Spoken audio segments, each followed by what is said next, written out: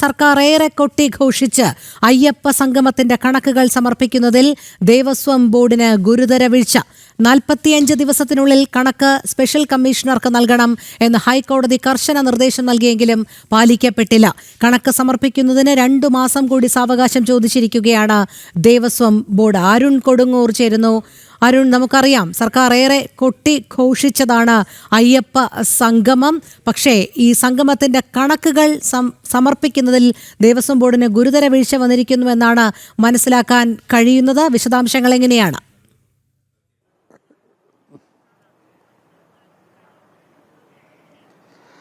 തീർച്ചയായും വലിയ രീതിയിലുള്ള ഒരു ആർഭാടത്തോടെ പമ്പാ നദീതീരത്ത്, പരിശുദ്ധമായ പവിത്രമായ പമ്പാ നദീതീരത്താണ് ഒരു വലിയ അയ്യപ്പ സംഗമം നടത്തിക്കൊണ്ട് ശബരിമലയുടെ ഖ്യാതി അന്ന് ലോകത്തിൻ്റെ നെറുകയിലേക്ക് എത്തിക്കുക എന്നുള്ള ഒരു വലിയ ലക്ഷ്യമാണ് തങ്ങൾക്ക് ഇതിന് പിന്നിലുള്ളതെന്നായിരുന്നു അന്ന് സർക്കാർ പറഞ്ഞിരുന്നത്, ദേവസ്വം ബോർഡ് പറഞ്ഞിരുന്നത്. പക്ഷേ ആ സമയത്ത് തന്നെ ഹൈക്കോടതി കൃത്യമായി തന്നെ ഈ വിഷയത്തിൽ ഇടപെട്ടിരുന്നു. ഈ വരവ് ചെലവ് കണക്കുകൾ, അതായത് ആരൊക്കെയാണ് ഈ അയ്യപ്പ സംഗമത്തിന് വേണ്ടി പണം മുടക്കുന്നത്, അതോടൊപ്പം തന്നെ എന്തിനൊക്കെ വേണ്ടിയാണ് ഈ അയ്യപ്പ സംഗമത്തിൽ പണം ചിലവഴിക്കുന്നത്, ഈ 2 കാര്യങ്ങൾ കൃത്യമായി തന്നെ പറഞ്ഞിരിക്കണം. സുതാര്യമായി തന്നെ മുന്നോട്ട് പോകണമെന്നുള്ള ഏറ്റവും പ്രധാനപ്പെട്ട കാര്യമായിരുന്നു അന്ന് ഹൈക്കോടതി മുന്നോട്ട് വെച്ചത്. അതിൻ്റെ കൂടെ തന്നെ ഹൈക്കോടതി പറഞ്ഞിരുന്ന മറ്റൊരു പ്രധാനപ്പെട്ട കാര്യം, ഈ അയ്യപ്പ സംഗമം നടന്ന് 45 ദിവസങ്ങൾക്ക് ശേഷം കൃത്യമായി ഇതിൻ്റെ കണക്കുകൾ അത് ശബരിമലയുടെ സ്പെഷ്യൽ കമ്മീഷണറായ ആർ ജയകൃഷ്ണനെ ഏൽപ്പിക്കണം, അത് കൃത്യമായി തന്നെ ഏൽപ്പിക്കണം എന്നുള്ള കാര്യം കൂടി പറഞ്ഞിരുന്നു. നമുക്കറിയാം ആർഭാടമായി അയ്യപ്പ സംഗമം കഴിഞ്ഞു, പക്ഷേ ആളില്ലാതെ പോയിരുന്നു. അതോടൊപ്പം തന്നെ വലിയ രീതിയിലുള്ള പ്രതിസന്ധികൾ, അത് ശബരിമലയുടെ ഖ്യാതി ഉയർത്തുന്നതിന് അപ്പുറത്തേക്ക് വലിയ വിവാദങ്ങളുടെ ചുഴിയിലേക്ക് ശബരിമലയെ എത്തിക്കുന്ന ഒരു സംഗമമായി മാറിയിരുന്നു. കാര്യമായ ഒരു പ്രയോജനവും ഒന്നും തന്നെ ആ സമ്മേളനത്തിലുണ്ടായിരുന്നില്ല. കേവലം 3 സെമിനാറുകൾ നടന്നു, അതോടൊപ്പം തന്നെ മുഖ്യമന്ത്രിയുടെ പ്രസംഗം നടന്നു. അതിനപ്പുറത്തേക്ക് കാര്യമായ ഒരു നടപടികളും ഉണ്ടായിട്ടില്ല. പക്ഷേ ഇവിടെ കാര്യം എന്താണെന്ന് വെച്ചാൽ, ഈ കൃത്യമായി തന്നെ കണക്ക് ഹൈക്കോടതിയുടെ നിർദ്ദേശപ്രകാരം സ്പെഷ്യൽ കമ്മീഷണറെ ഈ കണക്ക് ഏൽപ്പിക്കണം എന്നുള്ള കാര്യത്തിൽ ഗുരുതരമായിട്ടുള്ള വീഴ്ചയാണ് ദേവസ്വം ബോർഡിന് ഉണ്ടായിട്ടുള്ളത്. ഇതുവരെയും കണക്ക് സമർപ്പിക്കാനായിട്ടില്ല. 2 മാസം കൂടി ഈ കണക്ക് കൃത്യമായി തന്നെ നൽകാൻ ഒരു സമയം നീട്ടി നൽകണമെന്നുള്ള ഒരു ആവശ്യമാണ് ഈ ഹൈക്കോടതിക്ക് മുന്നിലേക്ക്, സ്പെഷ്യൽ കമ്മീഷണർ മുന്നിലേക്ക് ഈ ദേവസ്വം ബോർഡ് വെച്ചിരിക്കുന്നത്. കണക്ക് കൃത്യമായി തന്നെ നൽകുന്നതിൽ കാലതാമസം വന്നിരിക്കുകയാണ്. അത് പലവിധ പ്രതിസന്ധികളുണ്ട്, പലവിധ കാരണങ്ങളുണ്ട്. അതുകൊണ്ട് തന്നെ ഇത്തിരി സമയം കൂടി നീട്ടി നൽകണമെന്നുള്ള, 2 മാസം കൂടി നീട്ടി നൽകണമെന്നുള്ള ഒരു പ്രധാനപ്പെട്ട ആവശ്യമാണ് ഇവർ മുന്നോട്ട് വെച്ചിരിക്കുന്നത്. അതായത് ഈ 2 മാസം കൂടി സാവകാശം ചോദിക്കുമ്പോൾ ഏതൊക്കെയോ രീതിയിലുള്ള ഒരു ഒളിച്ചുകളി ദേവസ്വം ബോർഡിന്റെ ഭാഗത്ത് നിന്നുണ്ടാകുന്നു എന്ന് തന്നെയാണ് മനസ്സിലാക്കേണ്ടത്.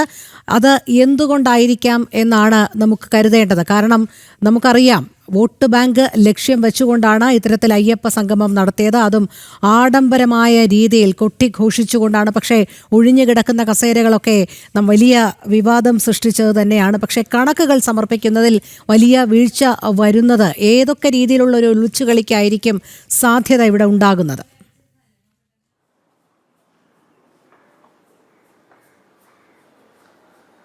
തീർച്ചയായും അതിൽ മനസ്സിലാക്കേണ്ടതിൻ്റെ കാരണങ്ങളൊക്കെ തന്നെ എന്തായാലും 2 ദിവസത്തിനുള്ളിൽ തന്നെ നമുക്ക് കൃത്യമായി തന്നെ അറിയാം. കേരളം ചർച്ച ചെയ്യുന്ന രീതിയിലേക്കുള്ള കാരണങ്ങൾ തന്നെയാകും അതെന്നാണ് നമ്മൾ ഇപ്പോൾ പ്രതീക്ഷിക്കുകയും ചെയ്തിരിക്കുന്നത്. എന്തായാലും ഏറ്റവും പ്രധാനപ്പെട്ടത് നമുക്കറിയാം, എന്തിനായിരുന്നു ഇങ്ങനെ ഒരു സമ്മേളനം? അത് പന്തളം കൊട്ടാരൻ ചോദിച്ചു, ഹൈന്ദവ സംഘടനകൾ ചോദിച്ചു, ആദ്യം ഇത് ചോദിച്ചത് ജനം ടി വി ആയിരുന്നു.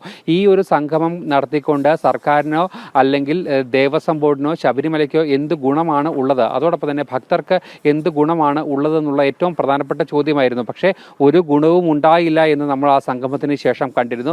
അതോടൊപ്പം തന്നെ 7 കോടി രൂപയിലധികം ചിലവഴിച്ച്, അത് ഒരു ദിവസത്തെ ഈ സമ്മേളനത്തിന് 7 കോടി രൂപയിലധികമാണ് ചിലവഴിച്ചത്. ഈ ഭക്തരുടെ ഒരു അടിസ്ഥാന സൗകര്യങ്ങൾ ഒരുക്കുന്നതിന് പണമില്ല എന്ന് നമ്മൾ കഴിഞ്ഞ ദിവസം ആ ലൈവത്തോണിൽ കണ്ടതാണ്. ഓരോ ഇടത്തെയും അവസ്ഥ അങ്ങനെ നിൽക്കുമ്പോൾ തന്നെയാണ് എവിടുന്നൊക്കെയോ പണം സ്വരൂപിച്ചുകൊണ്ട്, എവിടുന്നൊക്കെയോ പണം കണ്ടെത്തിക്കൊണ്ട് ശബരിമലയുടെ ഖ്യാതി ഉയർത്തുക എന്നുള്ള ലക്ഷ്യത്തോടെ ഈ ഒരു പരിപാടി സംഘടിപ്പിക്കുമ്പോൾ അതിന് പിന്നിലുള്ള രാഷ്ട്രീയ ലക്ഷ്യങ്ങൾ അത് നമ്മൾ ദിവസങ്ങളായി, ആഴ്ചകളായി തന്നെ വിശദമായി ചർച്ച ചെയ്തതാണ്. പക്ഷേ എന്തുകൊണ്ട് കണക്ക് സമർപ്പിക്കാൻ വൈകുന്നു എന്നുള്ള ഒരു ചോദ്യത്തിന്, ആ ഒരു ചോദ്യത്തിന് കൃത്യമായി ഉത്തരം നൽകാൻ ദേവസ്വം ബോർഡിന് തയ്യാറാകുന്നില്ല. ബില്ലുകളൊക്കെ തന്നെയും കിട്ടുന്നതേ ഉള്ളൂ. സമഗ്രമായി തന്നെ ഹൈക്കോടതിയാണ്, അതുകൊണ്ട് തന്നെ സമഗ്രമായി തന്നെ തയ്യാറാക്കി നൽകണം. പിഴവുകൾ എന്തെങ്കിലും ഉണ്ടെങ്കിൽ അത് ദൂരവ്യാപകമായ പ്രത്യാഘാതം ഉണ്ടാകും. അത് വലിയ ചർച്ചയാകാനുള്ള സാധ്യതയുണ്ട് എന്നുള്ള ഒരു നിലപാട് ആണ് നിലവിൽ ഈ ഹൈക്കോടതിയോട് നിലവിൽ അല്ലെങ്കിൽ സ്പെഷ്യൽ കമ്മീഷണറോട് ഈ സമയം നീട്ടി നൽകാനുള്ള ദേവസ്വം ബോർഡിന്റെ ഏറ്റവും പ്രധാനമായ ഈ തീരുമാനത്തിന് പിന്നിലുള്ളത് രോഹിണി.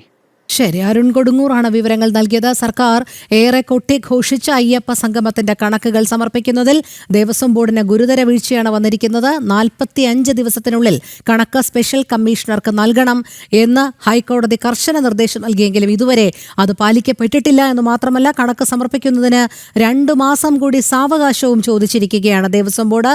എന്തിനീ ഒളിച്ചുകളി എന്നുള്ളതാണ് ഇനി മനസ്സിലാക്കാനുള്ളത്. അരുൺ കൊടുങ്ങൂറാണ് വിശദമായ വിവരങ്ങൾ നൽകിയത്.